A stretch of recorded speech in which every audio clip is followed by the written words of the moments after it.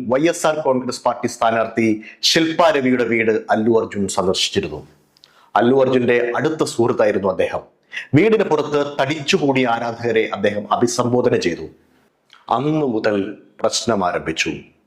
സുഹൃത്തിന്റെ വീട് സന്ദർശിച്ച അല്ലു അർജുൻ ഇലക്ഷൻ പ്രചരണത്തിന് വന്നതാണ് എന്ന് വാർത്തകൾ വന്നു.